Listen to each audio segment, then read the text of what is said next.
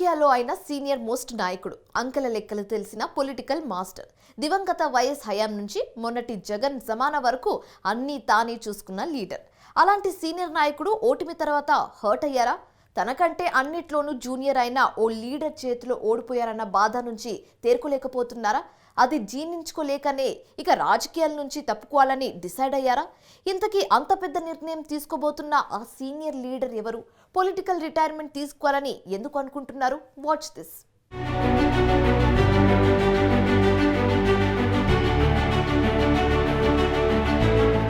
ధర్మాన ప్రసాదరావు మాజీ మంత్రి, రాజకీయాల్లో సీనియర్ లీడర్. శ్రీకాకుళం జిల్లాను ఒకప్పుడు తన కనుసైగతో శాసించిన ధర్మాన పొలిటికల్ రిటైర్మెంట్ తీసుకుంటున్నారన్న చర్చ జిల్లా వ్యాప్తంగా గుప్పుమంటోంది. ఇప్పటికీ చాలా కాలంగా ఎన్నికల్లో పోటీ చేస్తున్న కారణంగా ఇక ప్రత్యక్ష రాజకీయాల నుంచి తప్పుకోవాలని డిసైడ్ అయినట్లు ఆయన అనుచరులు చెప్పుకుంటున్నారు. దానికి కారణం మాత్రం వేరే ఉందని ఆయన అనుచరులు ప్రచారం చేస్తున్నారు.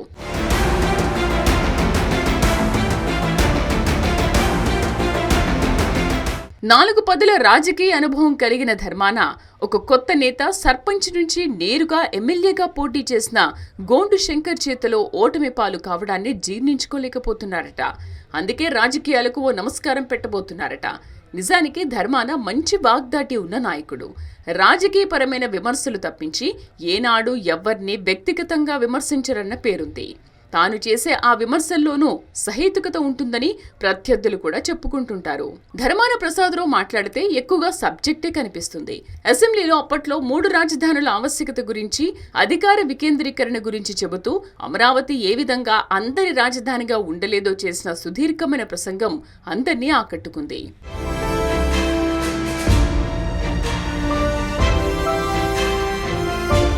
ఆయన మాట్లాడితే ఎలా ఉంటుందంటే విపక్షమైన పాలకపక్షమైన ఆయన ప్రసంగాన్ని ఆసక్తిగా వింటారు. మొత్తం ఏపీ సొమ్ముని అంతా తెచ్చి ఒకే చోట కుప్పపోస్తే వెనుకబడిన ఉత్తరాంధ్ర రాయలసీమల సంగతేంటని ఆయన అప్పట్లోనే ప్రశ్నించి అందరి దృష్టిని ఆకర్షించారు. ధర్మానకు మొదటి విడతలో జగన్ మంత్రిగా ఛాన్స్ ఇవ్వకపోయినా రెండో విడతలో రెవెన్యూ మంత్రిగా అవకాశం ఇచ్చారు. ఆయన 2 ఏళ్ల పాటు ఆ శాఖకు మంత్రిగా ఉన్నారు. సొంత పార్టీలో ఉన్నా ఆయన తప్పు జరిగితే ఒప్పుకునేవారు కాదు. ఆయన శ్రీకాకుళంలోనూ భూ కబ్జాలకు కొంతమంది పాల్పడుతున్నారు అని తమ ప్రభుత్వం ఉండగానే విమర్శలు చేసి సంచలనం రేపారు.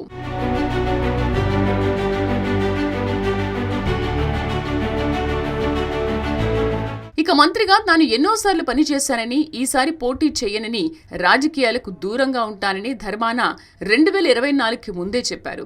ఎన్నికల వేళ కూడా ఆయన తనను జగన్ ఒత్తిడి చేసే పోటీ చేయమని కోరుతున్నారని, తాను బలవంతంగానే పోటీ చేస్తున్నట్లుగా చెప్పుకొచ్చారు. ఈసారి గెలవడానికి ఆయన చాలా కష్టపడ్డారు. కానీ టీడీపీ కూటమి ప్రభంజనంలో ఓటమి పాలయ్యారు. దీంతో గత 2-3 నెలలుగా మౌనంగా ఉంటూ వచ్చిన ధర్మాన ఇప్పుడు కఠినమైన నిర్ణయం దిశగా అడుగులు వేస్తున్నారు అని ఆయన అనుచరులు చెప్పుకుంటున్నారు.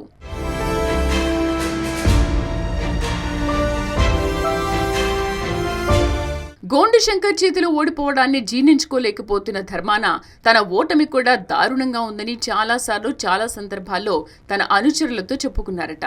జిల్లాలోనే అత్యధిక మెజార్టీగా శ్రీకాకుళం నుంచి గోండు శంకర్ విజయం నమోదవడాన్ని కూడా ఆయన డైజెస్ట్ చేసుకోలేకపోతున్నారట. 52,000 పైచిలుకు మెజార్టీతో శంకర్ గెలవడాన్ని తట్టుకోలేకే రాజకీయాలకు నమస్కారం పెడుతున్నారని జిల్లాలో ఓ పెద్ద ప్రచారమే జరుగుతుంది.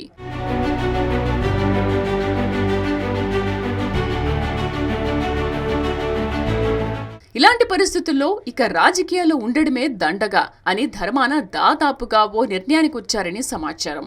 వైసీపీ ప్రభుత్వం అధికారంలో ఉన్నప్పుడు కొన్ని సామాజిక వర్గాలకు వారు కోరిన విధంగా పనిచేసి డిమాండ్లు నెరవేర్చినా ఎన్నికల వేళ అంతా పూర్తిగా హ్యాండ్ ఇచ్చారన్న బాధ కూడా ఆయనలో ఉందని తెలుస్తోంది.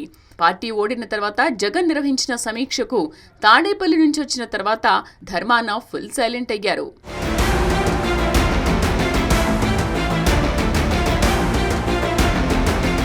వయసురీత్యా ధర్మానకు సుమారు 70 ఏళ్లు దాటాయి.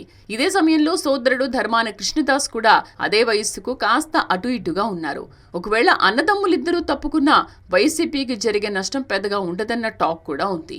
ఎందుకంటే తండ్రులు ఎన్నికల రాజకీయాల నుంచి తప్పుకున్నా వచ్చే ఎన్నికల్లో కొడుకుల గెలుపుకు కృషి చేస్తారన్న సందేహం లేదని వైసీపీ క్యాడర్ మాట్లాడుకుంటుంది. ఏమైనా ఒక శుభముహూర్తాన తన రాజకీయ జీవితానికి ముగింపు పలుకుతూ ధర్మాన కీలక సంచలన ప్రకటన చేసే అవకాశం ఉందని టాక్. మరి ఆయన నిర్ణయం ఏంటో, రాజకీయాల నుంచి ఎందుకు తప్పుకుంటున్నానని చెబుతారో వేచి చూడాలి.